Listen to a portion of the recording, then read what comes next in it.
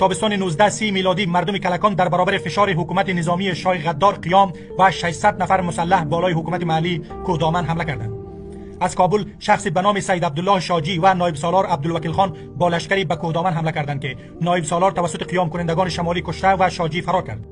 نادر غدار امر کرد تا برای شخص کشته شده در میدان دیمزنگ منار یادگاری بسازند که گویا او در میدان جنگ با خارجی ها شهید شده است. پس از آن فردی به اسم محمد غوث با لشکر تازه نفس به شمالی فرستاده شد که در مسیر راه قلعه های مردم را آتش زد و اسیران را از برج های بلند به زمین پرتاب کردند.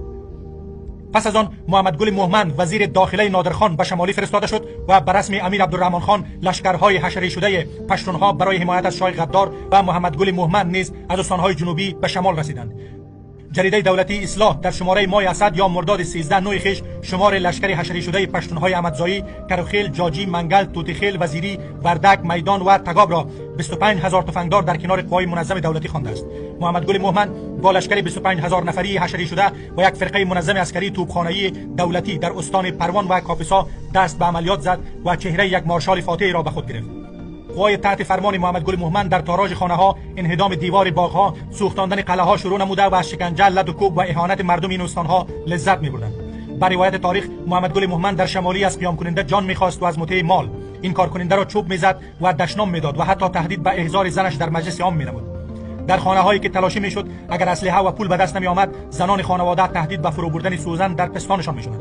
با این روش تا زمستان 13 نوع شمسی طبق شماره 58 ماه دلو یا بهمن روزنامه دولتی اصلاح محمد گل مهمند از مردم کاپیسا و پروان 2378 تفنگ و 170 تفنگچه نزدیک به 4000 دانه طلا و 15000 سکه نقره بیرون کشیده به شاه غدار تسلیم کرد.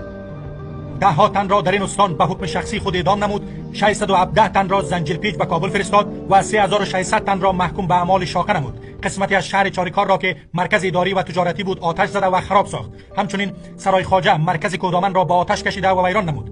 در هر قسمتی از این استان خانواده‌های زیاد پکتیایی و غیره را جبران اسکان داده و بهترین زمین‌های مردم بومی را به ایشان بخشید.